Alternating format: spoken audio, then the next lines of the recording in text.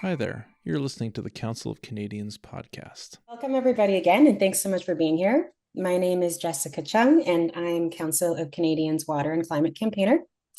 I'm calling in today from lands historically stewarded by the Attawandaron, and today held within Treaty 3, the Between the Lakes Purchase, between the Crown and the Mississaugas of the Credit.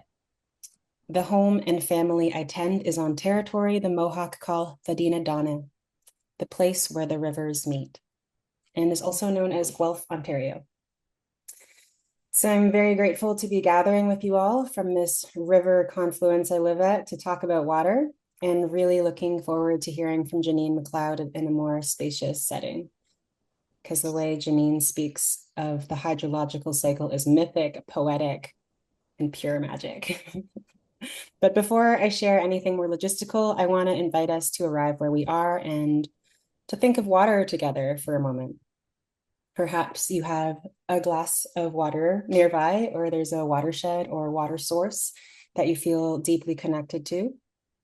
Maybe there was a pond, a river, a lake, or an ocean that raised you alongside your family and wider community. Perhaps it's the water in your own body, finding its way through your blood, out through your breath's exhalation. And feel free to drop in the chat what water evokes for you in this moment and where you're joining us from. I think that you should be allowed to do that.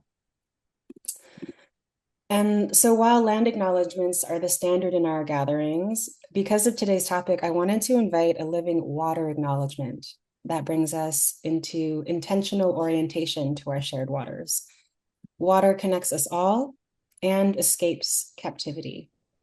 It is soft enough to find its way through the smallest cracks in rock, and is also strong enough to shake that same rock. Water on the planet is always on the move, perhaps part of a greater metabolism that we are also dancing in step to.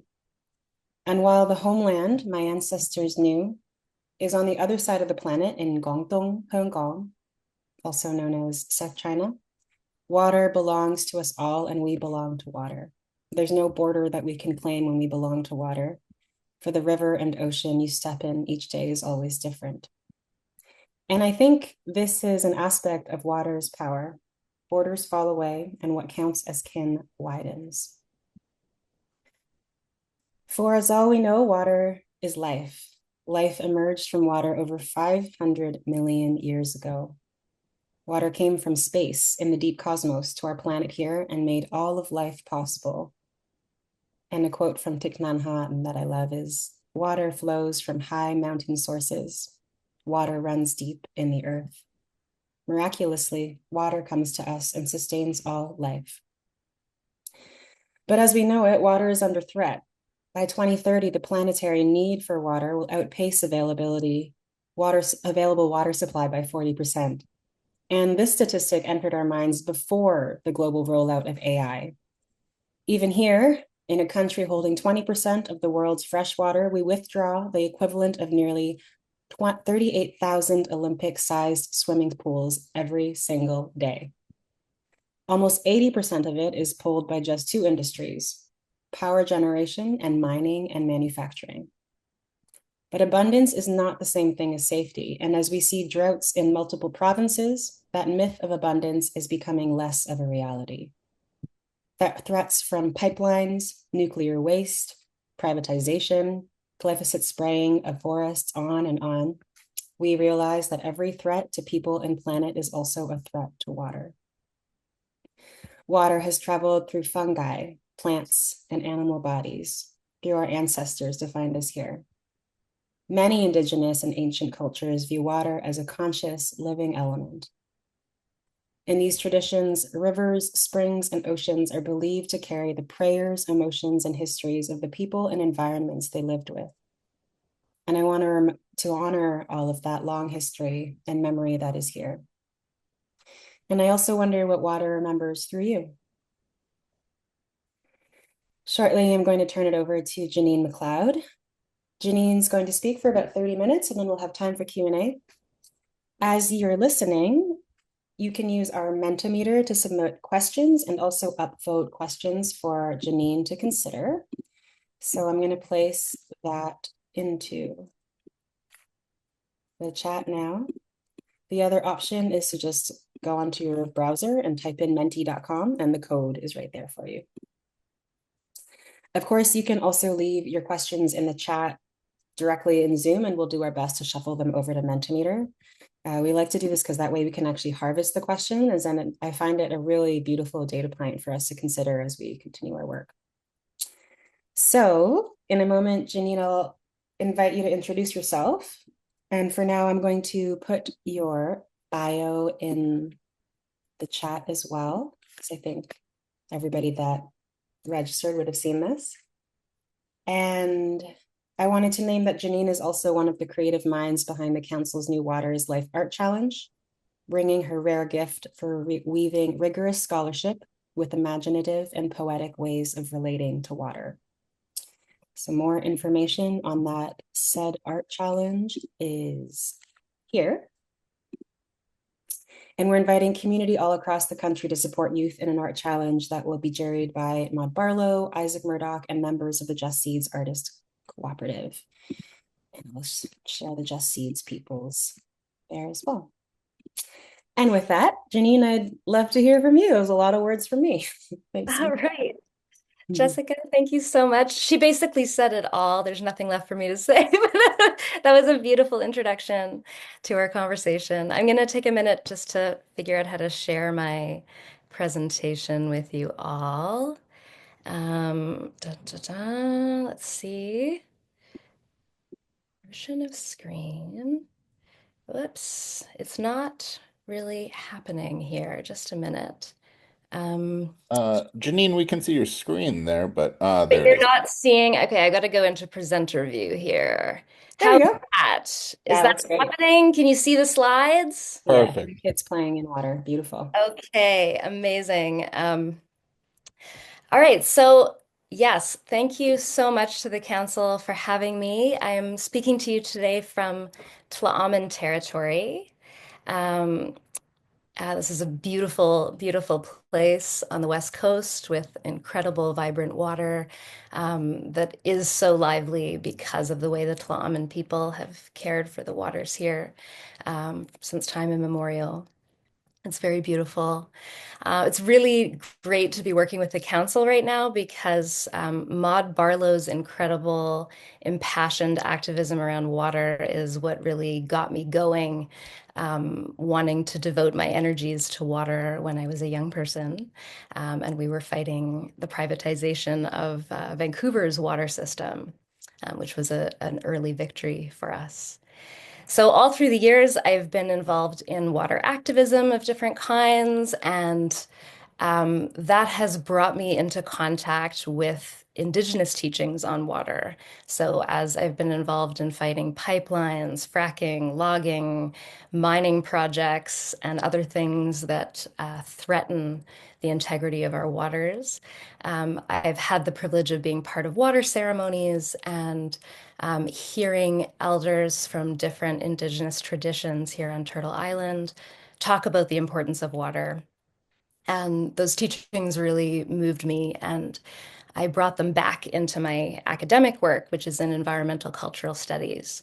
So this work is kind of an amalgam of those things, those traditions, coming together as I see them. I'm also really inspired, of course, by Leanne Simpson's writing and Melanie Yazzie, thinkers that are coming from their Indigenous perspectives and really highlighting the importance of water from those standpoints. Now, one of the things that kept coming up over and over as I was on these different front lines protecting water was that water is a first medicine. I hear this over and over. Water is a first medicine. And when I hear that, I take it to mean that water not only has healing properties, but it enables everything else that is healing. That any medicine that we have, whether it's laughter or chamomile tea or aspirin, water is a necessary precondition for any other healing to take place. It's a first medicine. Across cultures, water is associated with healing. And I think many of us have an impulse when we're in distress emotionally to go to the water. If we're grieving, maybe we want to sit by a river or a lake or on the shore of the ocean if we have the privilege of doing so. We might splash water on our face if we have an argument with someone, take a shower if something traumatic happens to us. We want to bathe that trauma away. And water, I think, feel instinctively has the capacity to do that. It has the capacity to make things new. We have traditions across the world, baptism in Christianity and Judaism. We have the mikveh, or ritual bath. People bathe in the Holy Mother Ganges to purify themselves spiritually and renew themselves on a deep level. Violet Kaibayosi is an amazing woman who was one of the founders of the Mother Earth Water Walk. And she said that during times of difficulty is the time to get healing from the water. Now, this could be personal times of difficulty, times of illness, conflict, uncertainty. But certainly we're facing times of difficulty collectively right now. And we can interpret times of difficulty here to include climate chaos, mass extinction, genocide, apartheid, rising fascism and authoritarianism across the planet, geopolitical conflict and social fracture at all these different scales. There are so many ways that we are experiencing times of difficulty. So I want to suggest that we take Violet's instruction here very seriously and turn to water in this time of difficulty. And my proposal is that we could place water at the center of our movements for social justice and environmental justice, and that water could receive and carry our dreams of a better world, that it has an incredible potency as a symbol and across cultures has so many lively and powerful meanings, and that it could serve as a connective medium between different struggles, as a symbol of the life-enabling worlds that we want to build together. And in the indigenous traditions that I was exposed to, I've been exposed to, there's kind of a reciprocal quality to water as a medicine. So we go to water for healing, but we also offer healing to water. We offer prayers for water and care towards water. And so in bringing water in as a medicine for our moment in history, we can do this reciprocally, that we gain all of this strength and cohesiveness and energy from water, but also by bringing water in as a central symbol, we can draw attention to the fact that we share water and the importance of regenerating its life-giving capacities. So by bringing it in symbolically, we can consciously counter this horrific forgetting of water and of all of its living relations that all of us depend on for life. Water is already animating social movements, of course. This is already happening, and it was so inspiring during the Wet'suwet'en struggle against the Coastal GasLink pipeline and the struggle at Standing Rock against the Dakota Access Pipeline. But also just across the planet, the slogan "Water is Life" appears whenever we're trying to protect water from privatization, from enclosure and commodification, from despolation and diminishment. This slogan has been kind of echoing in different languages around the world. Water is life. And symbolism of water is appearing in our climate movements as well already. So the slogan, "Our oceans are rising, so are we." The tide is rising. This picture was taken in 2014 during the Flood Wall Street protests in New York City, where people all dressed in blue to symbolize collective power as water, and they successfully shut down the financial district of New York City, the symbolic heart of global capitalism.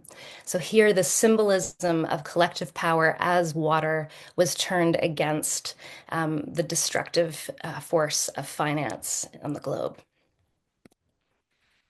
And this example I absolutely love. And there are so many examples, but I'm just going to touch on these few today.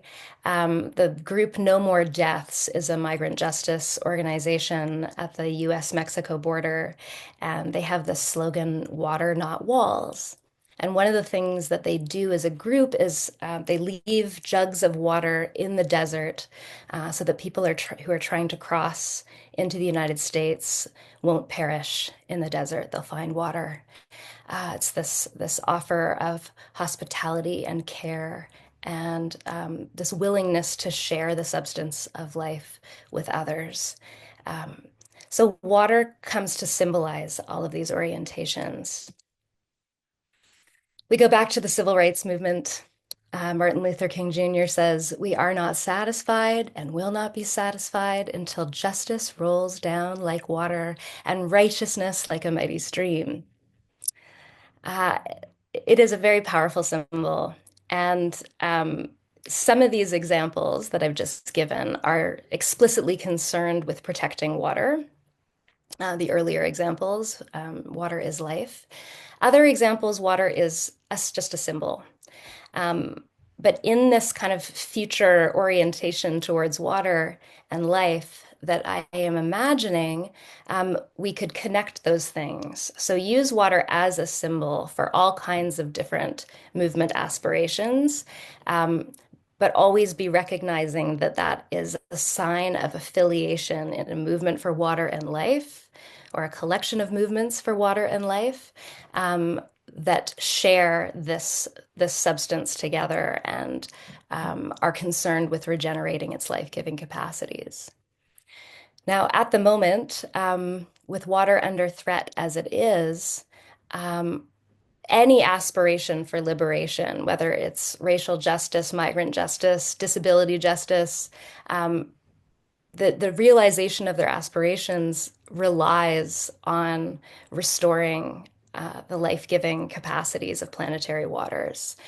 We all need clean water and living oceans and reasonably frequent and gentle precipitation in order to realize any of our other dreams. And so we could use water symbolically to constantly remember that and devote ourselves to the kind of social transformation that could restore the substance of life as we are pursuing all these other goals at the same time. So how would this work? Very basically, water can be a symbol for life against all of the forms of premature death that are routinely produced by contemporary systems of oppression. So any struggles against premature death, so against militarized imperialism, the neglect of public infrastructures. People die when we don't have adequate water and sanitation. The neglect of healthcare systems, for example.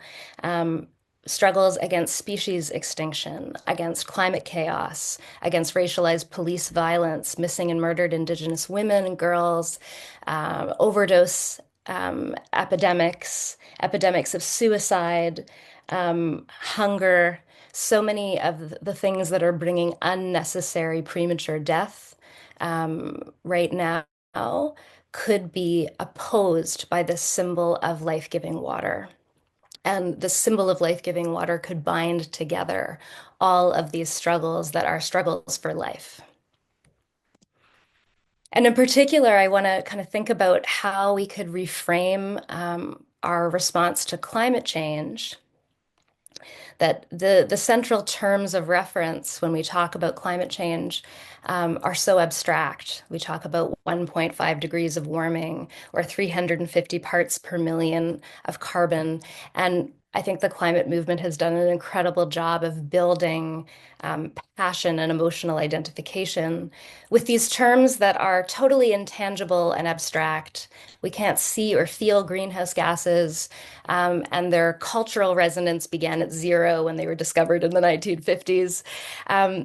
So my proposal is that we don't abandon trying to educate and raise awareness about greenhouse gases and the causation of climate change in the atmosphere, but that we could do kind of a figure ground reversal and really emphasize more what happens to planetary waters as our climate changes. And this picture here is of the new climactic regime we're getting that is floods and catastrophic storms. So water appearing all at once in certain places and then not at all in others in these prolonged droughts, desiccation, wildfires. And really, what's going on with climate chaos is that the substance of life is being turned into an agent of death. Water always has the capacity to bring death, but our current dominant economic systems and political systems are transforming water into an agent of death in so many ways, but climate chaos is one of those ways. The acidification of the ocean, the deoxygenation of the ocean, these are all diminishments of water's life-giving capacity. And to me, this could be a much more compelling way to communicate what's happening with climate change, because we all know water and it has deep resonance for all of us. So climate change is about turning waters into agents of death. The other thing to note about this picture is that just as water is appearing all in one place and then not at all in others, these floods and droughts that we get under climate change, this is a perfect reflection of the current distribution of wealth on the planet, that we're in a time of unprecedented economic inequality. And so just as wealth is appearing all in one place in the incredibly bloated portfolios of billionaires and oligarchs, water is appearing in these destructive storms and floods. And really, when we think about how water reflects everything that happens, you move your arm through water and the ripples extend outward. We can see this as a kind of reflection in planetary waters of our current moment of unprecedented global inequality. And it's not just a metaphor, because these are the same economic systems that have brought us this horrific inequality, have done this to the hydrosphere through the symbiosis between capitalism and fossil fuels. Now, water is what I like to call an old growth metaphor, because we've had water since well before we were human beings, well before we were amoebas. In fact, when I look at different creation stories around the world, something that has struck me as really interesting. I've yet to encounter a creation story, and they may exist, I just haven't found one yet, where water gets created. So in all the creation stories I've looked at, water is already there at the beginning of the story. So in Genesis in the Old Testament, the word of God moves upon the waters, and God creates light and God divides the waters, but he doesn't create the water. The water was already there. And similarly, the Rig Veda, I have a passage here. There was no death then, nor yet deathlessness. Darkness was there, all wrapped around by darkness, and all was water indiscriminate. So before light, before language, there is water. In the Haida creation story, the raven is flying over an unending ocean in the darkness at the beginning. So water is so fundamental to our psyches and our sense of ourselves and the world that our oldest stories can't even imagine life or the world before it. And this is what we can tap into when we bring water in as a symbol for the worlds we want to create, because water links us to the infinite. Water itself is not infinite in a quantitative sense. We can measure how much water is on the planet. We can use it up. We can contaminate it and accumulate all these plastics in the enormity of the ocean. But there's an infinite quality to water, even if it's not infinite in quantity. So many of our poetic traditions will talk about love as an unending ocean. My love is like a river that knows no end. And I almost would say that we may not be able to conceive of the infinite without water because it is such a pervasive metaphor for the infinite. It is part of how we understand the infinite. So it's a way of tapping into our connection to one another and to the world that is boundless and thus larger even than these incredibly concentrated forces that we're facing, this concentrated social power that we're facing when we try to achieve social transformation right now. So water is older, water is larger, water is more important than capital.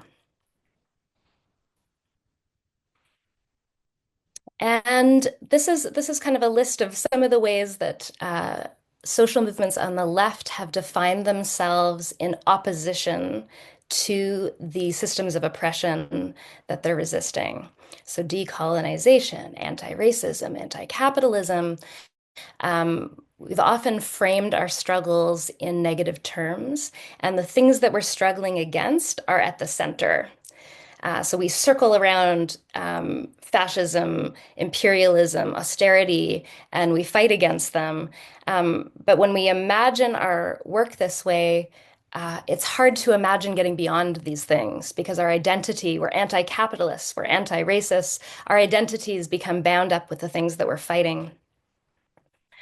And so part of this proposal that I have is about imagining our struggles in positive terms and instead reframing all of these systems of oppression as water-hating social orders. All of these, I don't have time to get into it today, but this is, part of what I go into extensively in my writing is all of these different systems of oppression systematically degrade the life-giving capacities of water and potentiate waters as agents of death. Climate change is only one part of this. We have this obliteration of the ecosystems that sustain healthy water, the accumulation of waste by this system of disposability, environmental racism that enables toxins to be produced in high volumes because they're offloaded onto peoples who are considered disposable, and these imaginaries of human disposability end up also degrading water. Again, thinking about water as reflecting and communicating everything that we do. It's present for every moment of history. And so if we are treating one another as less than human, when we're exploiting and abusing one another as human beings, water reverberates with that and ends up full of toxicity and contamination. So if these social orders are water hating, what kinds of social relations would we want to cultivate in order to restore the life-giving capacities of water? So this brings us to the social life of water.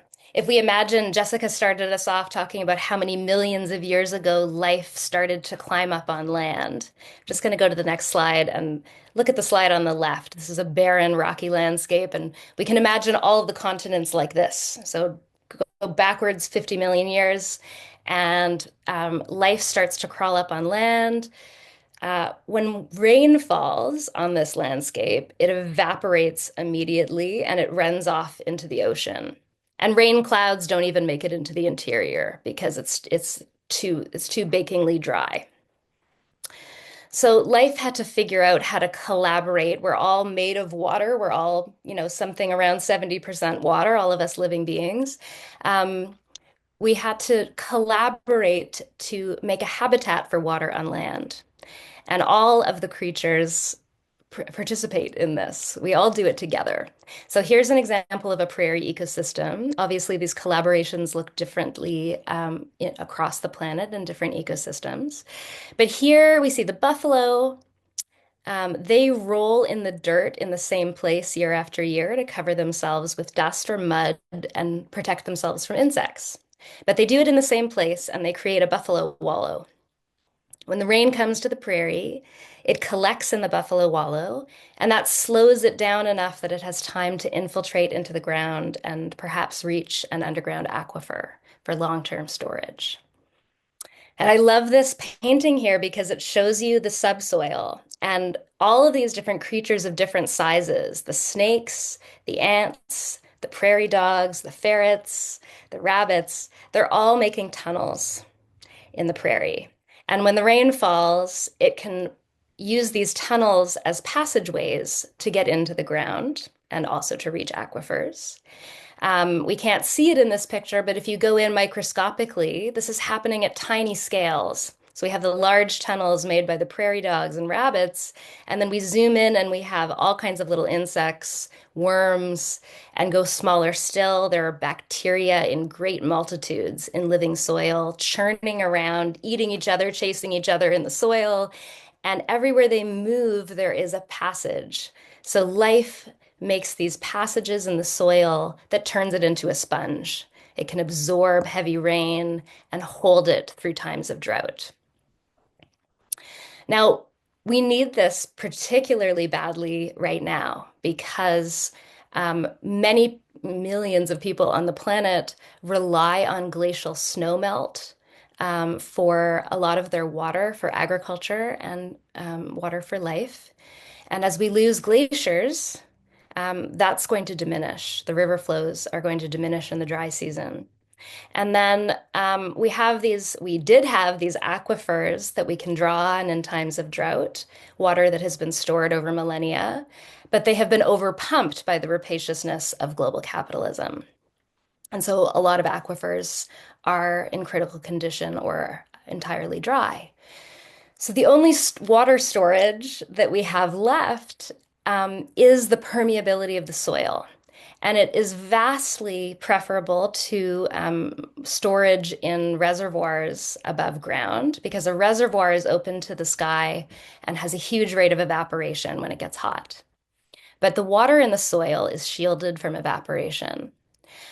So really to survive climate change, and to have any chance of living well in the future, we need to restore the permeability of landscapes everywhere. So not just in a little, national park area, conservation area. We have to transform everything that we do to reintroduce biodiversity and live with biodiversity. So again, we have picture on the left of the continents before life came. And then we have the kinds of built environments that we've created under fossil-fueled global capitalism that are similarly impermeable. There is very little space here for water to infiltrate the soil. And again, it just evaporates when it rains and runs quickly off into whatever receiving body of water and can easily produce floods. We're going to go under the soil a little bit more and look at the root systems of plants and the mycorrhizal fungi, which are so important and brilliant. So on the right, we have a kind of close-up of the little mycorrhizal fungi, and you see these little green circles there. That's a substance called glomalin that is produced by mycorrhizal fungi, and it spectacularly retains both water and carbon.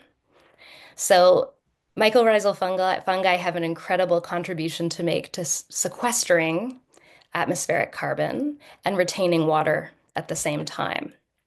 So forget these huge public investments in carbon capture and storage. We have this amazing capacity to store carbon in the land. I'm talking a lot about terrestrial environments now, but this is also true of marine environments. Seagrass meadows are incredible at sequestering carbon. Kelp forests are incredible at sequestering carbon. So life is doing this work, but it needs profound changes in the way that we operate, the way that we do agriculture, the way we do forestry, the way we design our cities and urban environments, in order to create space and in order to offer food, offer nutrients. We have to compost all of our nutrients and feed it back to the soil to get the kind of permeability back that we're going to need. Here again, biodiversity is so important to the retention of water. This is a West Coast forest. And you can see that different trees have different leaves at different heights to intercept rainfall in different ways. They break the force of the rain so that it doesn't compact the soil. And these trees and different plants have roots that go to different depths, and thus kind of retain the structure of the soil throughout its depth. Basically, we need biodiversity desperately for the well-being of water. And clouds. So I want everybody to know this. If you don't know it already, trees and fungi and phytoplankton in the ocean all produce these aerosols that provide a perfect surface for water droplets to condense in the atmosphere and form these nice, well-structured clouds. When you see these puffy cumulus clouds, they are produced by living creatures interacting with planetary water. So cumulus clouds like this have a high albedo effect. They're dense and they reflect solar energy back into space and help to regulate the temperature of the planet. They have a bit of a cooling effect by reflecting the sunlight back out into space. Now, water that just evaporates and hangs out as vapor, if you think of a very hot, humid city with water just disaggregated as humidity, that actually has a heat trapping effect. So the life enabling forms of water in the atmosphere come from living creatures. They're products of living creatures, the clouds. So again, I guess the point I'm trying to make is that the life-giving capacity of water doesn't come just from water itself. It's a collaborative project. We have made the life-giving capacity of water together as multitudinous, highly diverse living creatures on Earth. Just quickly touch on another couple. Wolves hunt preferentially along rivers and creeks, and that keeps the population of grazing animals down along the riparian corridor and allows trees to reach maturity and shade the watercourse. So where wolves are present, water is more plentiful and fish are more plentiful because a well-shaded watercourse is cooler and supports more fish. Caddisflies. So I'm bringing all these in that these are our allies and comrades. If we're on a project of trying to restore the life-giving capacities of the hydrosphere, we need to know and recognize and shout out our allies and give them what they need to do what they're going to do because we can't do this without them. The caddisfly in its larval stage builds a little silk net to catch particles in the water, and that's what it eats. But in the meantime, it's filtering the water on a very fine level and making the water run clearer and cleaner. So it's one among very many creatures that purify and clean the water. And what's happening here, what I'm hoping is that we can look at what's happening in our more than human collaborations around water and make them into models for the life-enabling worlds we want to create together as human beings. And what's happening here is that all the creatures in terrestrial environments are doing their own self-expression. You know, the ants are tunneling, the buffaloes are rolling in the dirt. They're expressing themselves in their own ways, in a way that holds and sustains and purifies what they share in common. So we produce the means of life in common together by being who we uniquely are. So there's room in our movements for a whole diverse range of different aspirations and desires for freedom. And it's by allowing all of those to express themselves that we're going to be able to hold and share and allow to flourish the things that we share in common. So this goes both ways. We express ourselves in our uniqueness in order to to sustain the life-giving capacities of water. And then water has this incredible capacity to facilitate unique forms of life to come into being that have never been before and never will be again. So against this kind of homogenizing logic of capitalism, where we have monoculture farms and monocrop plantation forests and strip malls everywhere that look the same, the worlds that we can create that are life-enabling worlds facilitate uniqueness, unique individual self-expression. So this property of water can symbolize all the other things, not just water, not just ecosystems, the other things we can do together as human beings to allow all of us to express ourselves. So protecting freedoms of expression, religious freedoms, creating the conditions for cultures to have access to self-determination and land to express themselves in their uniqueness. And things like childcare and elder care, arts funding, water and sanitation infrastructures, transportation infrastructures, supports for people with disabilities, all of these things that enable uniqueness to express itself and flourish. And of course, freedom to express our gender the way we want to, freedom to express our sexuality the way we want to. All of these things can be symbolized by the way that we cultivate water's life-giving capacities. And I want to leave time for discussion, so I'll just run through these quickly. There are just a whole range of ways that water can symbolize the worlds we want to create, that also draw attention in this reciprocal way to the needs of water, what is required to restore the hydrosphere. And when I say the hydrosphere, I just mean all water everywhere on the planet. So slowness, a lot of what we're doing as multi-species collaborations is slowing the transit of water. We don't want it to evaporate right away. We build, as humans, we can build little check dams to give waters places to infiltrate.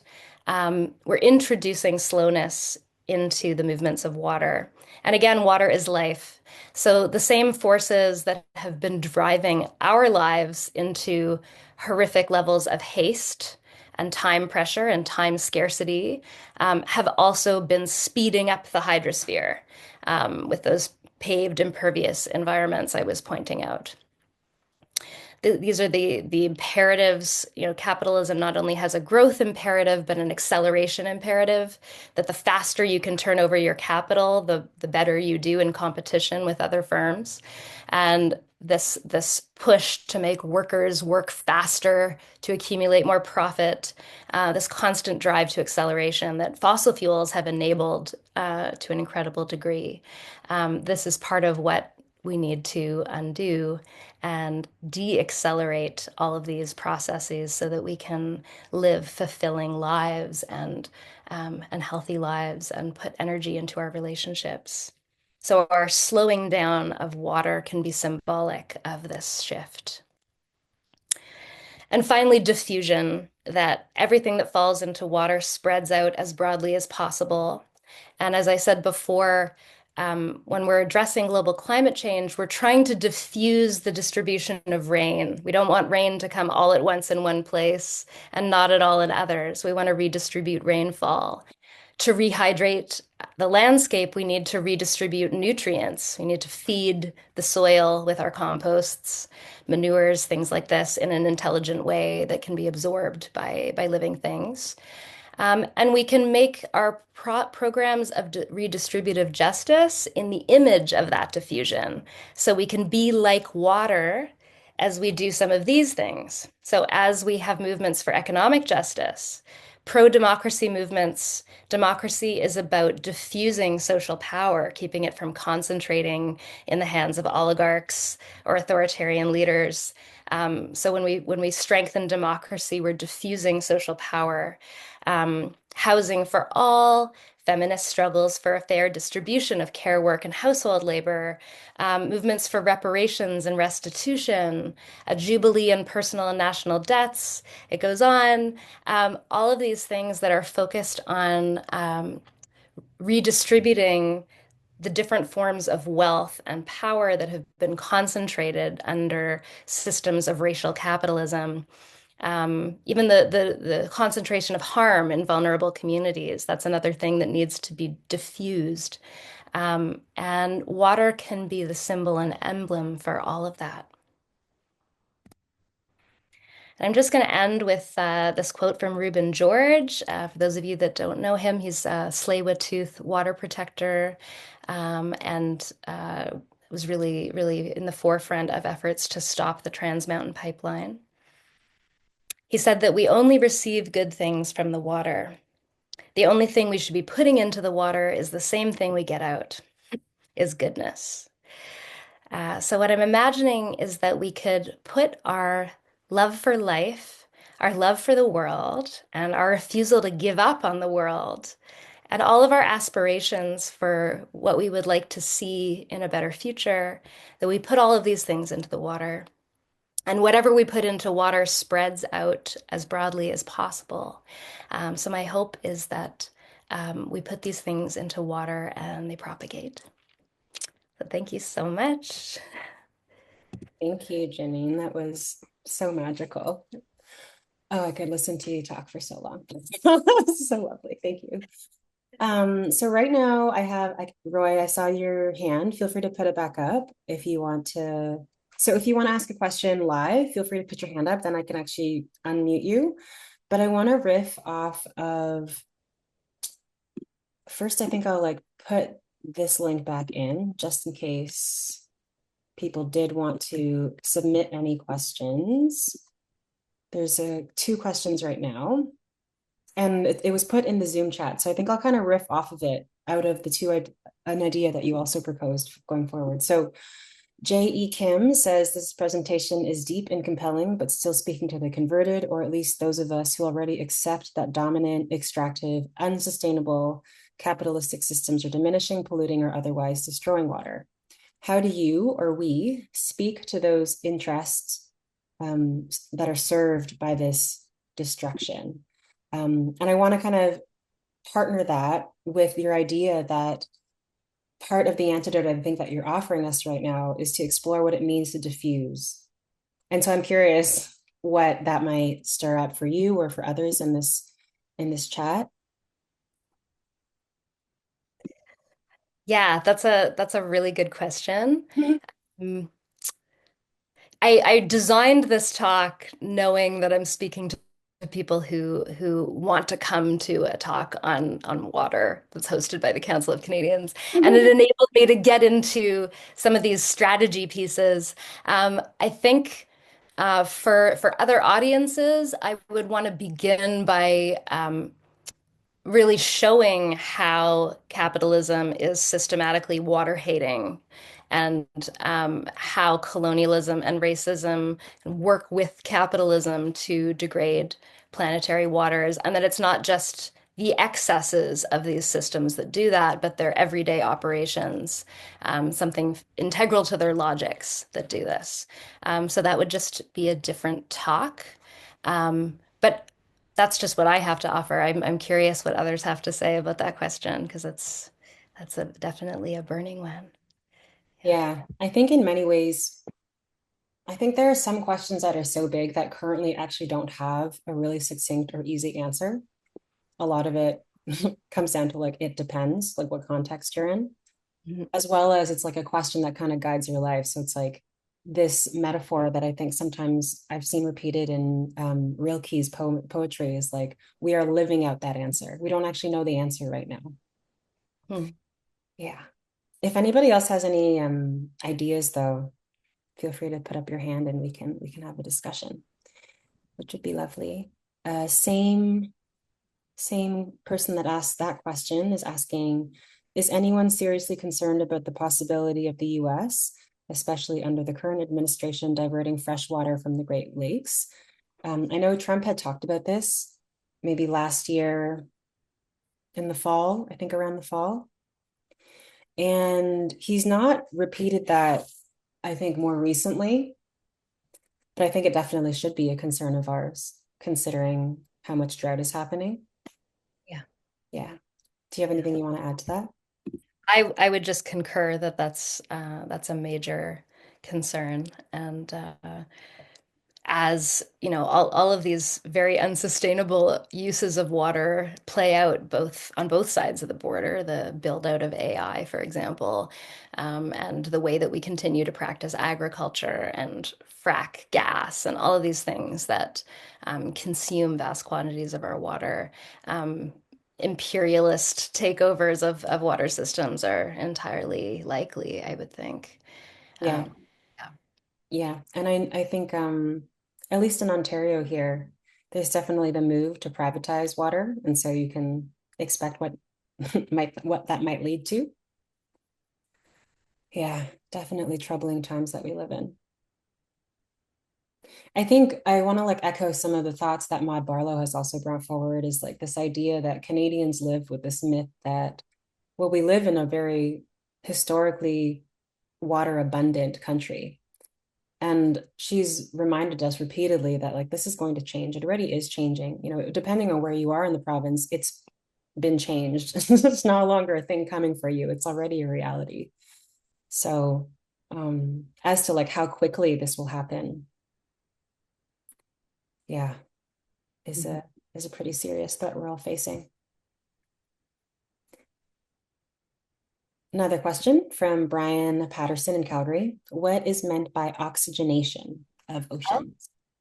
Mhm. Okay. Yeah. So, yeah, when I was talking about ecosystems, I was focusing on land ecosystems just in the interest of time.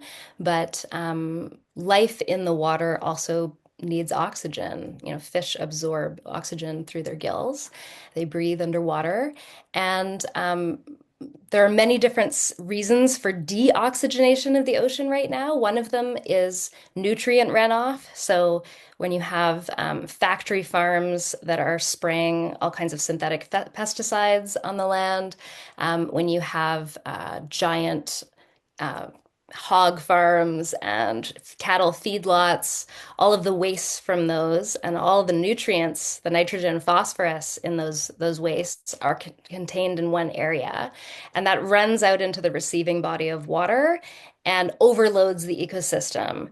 And there's an algae bloom. The algae, feed on those nutrients and bloom. And when they die, the creatures that eat the algae use up all the oxygen in the water when they die and decay. And that's where you see all those algal blooms with dead fish in them. We used to have that on the shore of Lake Erie all the time from nutrient overloading. And in the ocean, this happens as well. So the nutrient overloading goes into the ocean, and you end up with these dead zones where everything that needs oxygen dies. Jellyfish tend to be okay. We get these jellyfish deserts because they can survive in a low oxygen environment. But many forms of marine life require oxygen. The other thing is climate change. So as the ocean waters warm, uh, the ocean develops these layers.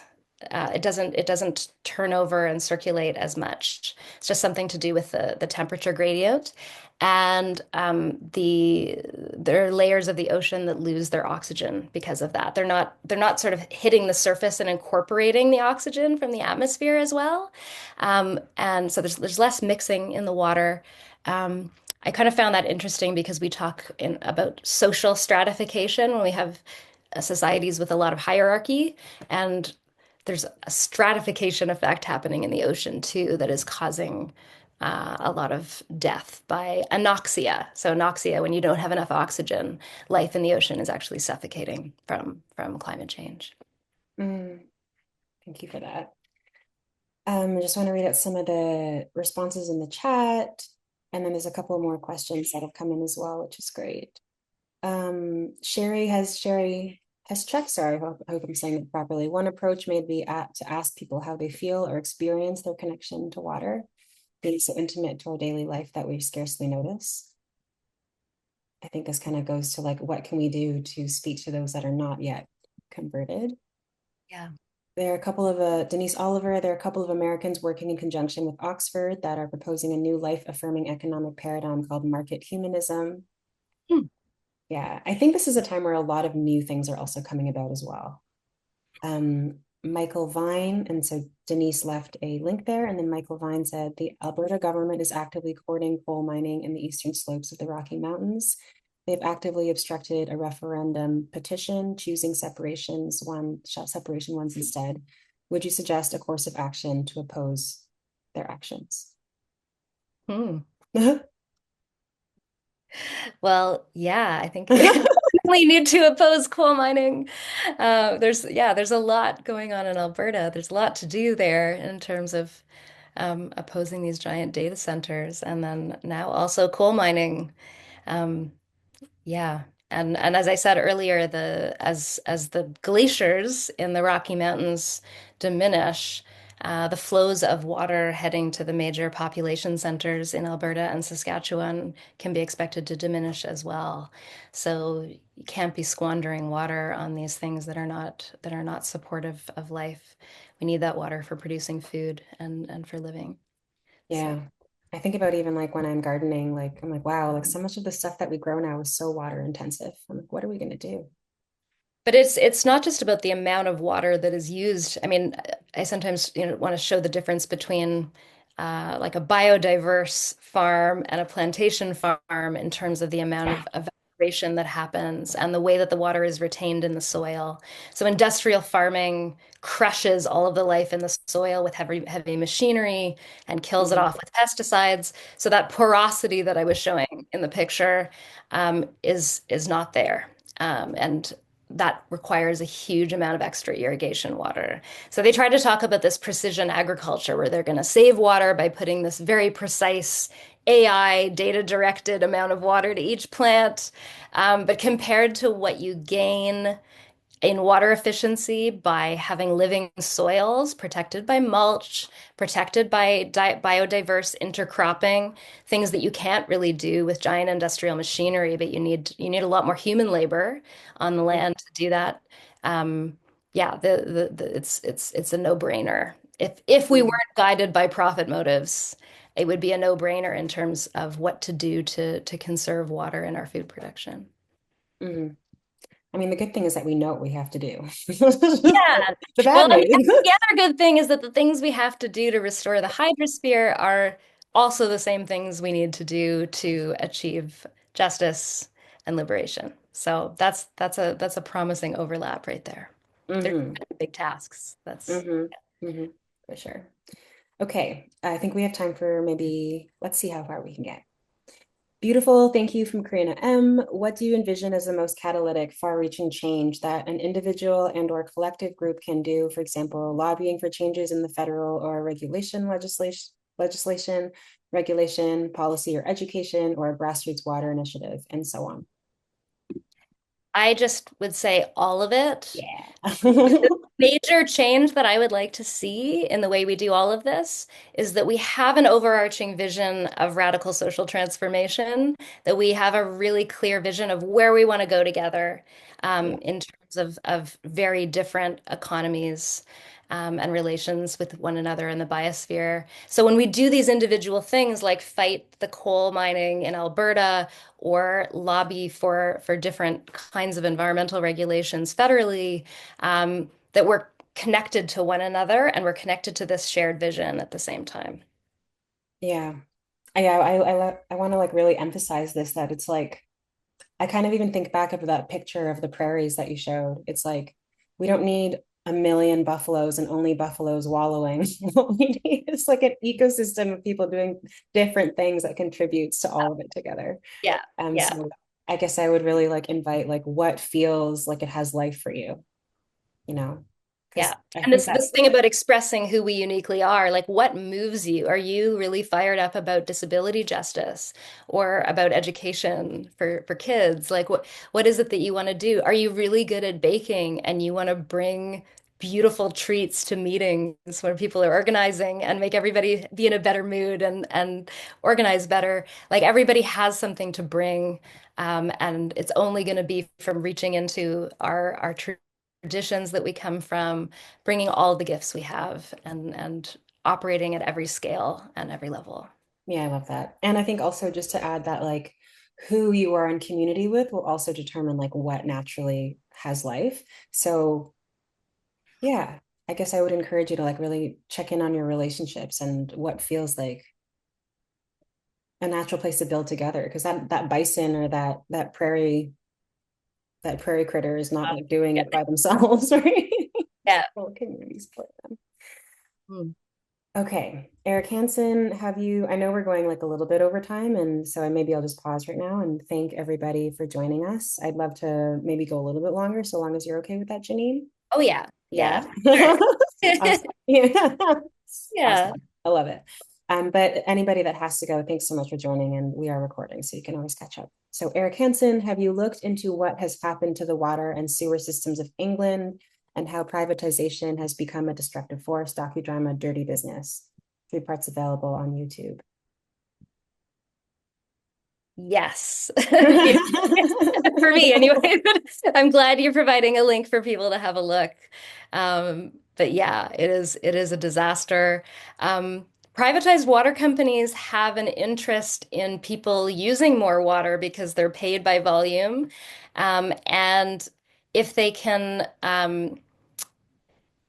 they won't necessarily want to put money into fixing leaks, for example. So London's water system loses a huge amount to leakage, but Thames Water, the company that runs it, felt that it would be more profitable to build a desalination plant and then to increase people's water rates to cover the costs of this state-of-the-art desalination plant rather than fixing the leaks.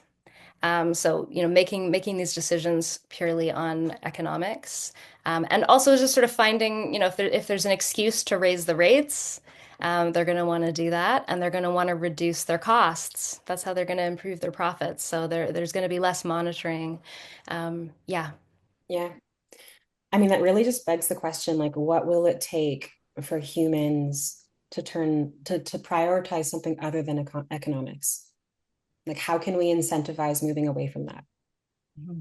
Is a question that I'm sitting with. Yeah.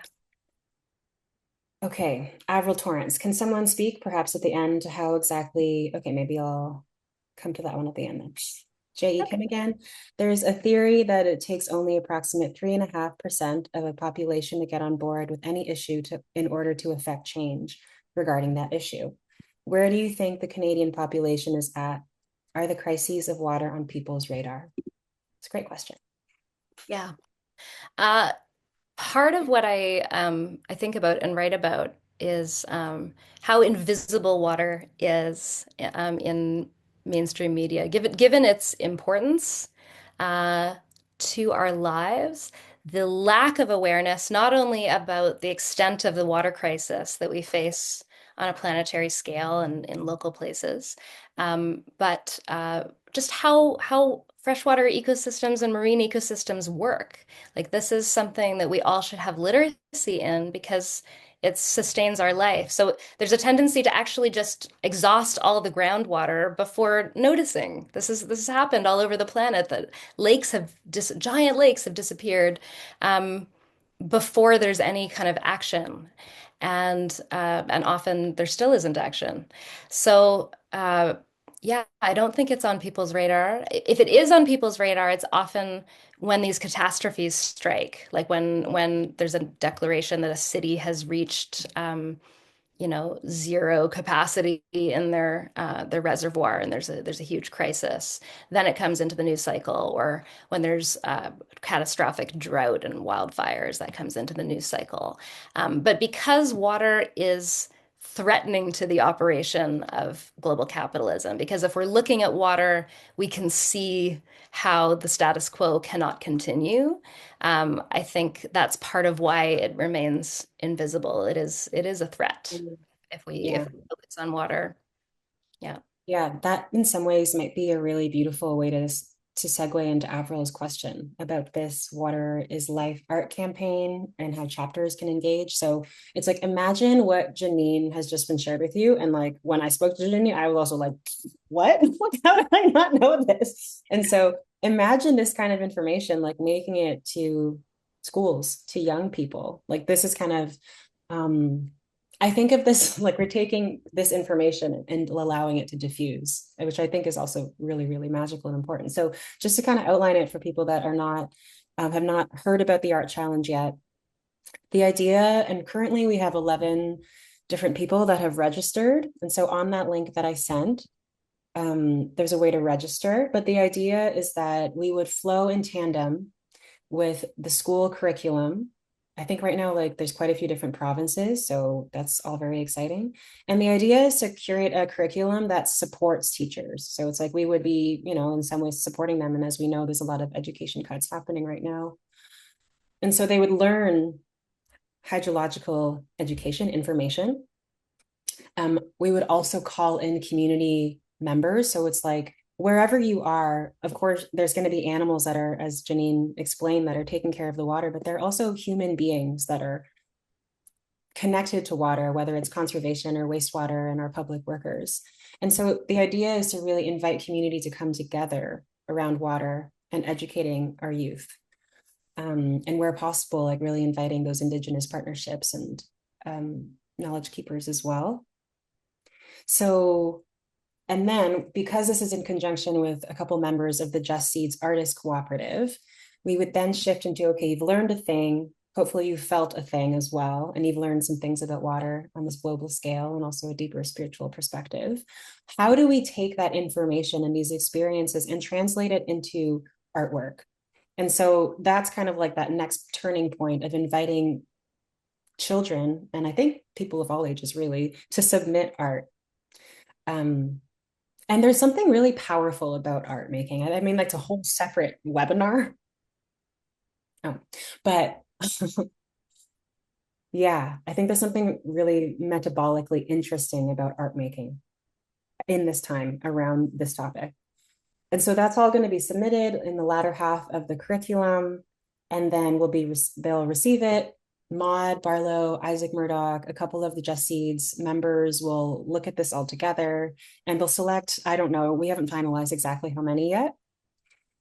And then whoever participated, these posters will be then hand printed, silk screened by a Just Seeds artist, and they'll be diffused back out back into everybody that participated. So that's the challenge in a nutshell. There's more information on the website that I shared. I can send it out again. And in terms of how to get other people involved, like share the challenge with especially teachers. I know right now teachers are like, let them have their break. But now is actually a great time where we're kind of doing that groundwork of like, okay, like what is curriculum in Ontario and Nova Scotia and Quebec? Like, what does that look like and how can we support teachers in a way that is really responsive to what they're experiencing? So that in that end of summertime, we can send out the invitation again and be like, hey, like this thing is happening, like make it easy for them to say yes, and get the good word out. Yeah, I feel like, I don't know, is there anything else you want to add, Janine, about that? No, I just want to say I'm really looking forward to it. That it's happening. Yeah. It's going to be so great. I'm really excited to see the art. I'm trying to get my kids' school to get to participate. So my kids might submit something. Let's see. Let me just see if there's anything else in the chat. Lots of thank yous and excitement. Sherry says, city folks do not have a clue about watersheds that, as Janine has pointed out, are becoming increasingly critical for water in light of accelerating glacial melt. Education on that is suggested. Council Chapter Edmonton, based on a recently held gathering of North Saskatchewan River stewardship groups. So that's great. Just sounds like there is a real need for this sort of education. Like I didn't even know. And yeah, so. So glad that you exist. Okay, well, I just want to thank everybody so much for coming. I love that there's interest and energy around getting together to talk about water. And yeah, I really appreciated this opportunity to share some of my ideas with you all. So thank you. And thanks, Kathy, for sending out all of the different water orgs that are doing such good work. I'm just going to leave my email in the chat in case anybody has anything they want to say or follow up, or if they're like, oh, I really want to help with this art challenge, because many hands is a great thing. Yeah, I'll do the same. Yeah. Thank you so much, Janine, for taking the time. I know you're kind of like in the flux of travel and all of those wonderful things. So thank you. It was really beautiful and always so grateful when we get to connect. Very much my pleasure. And it's really nice to see you too. Beautiful. Okay. Well, thanks everybody again, and wishing you all a beautiful day. Okay. Okay. Bye.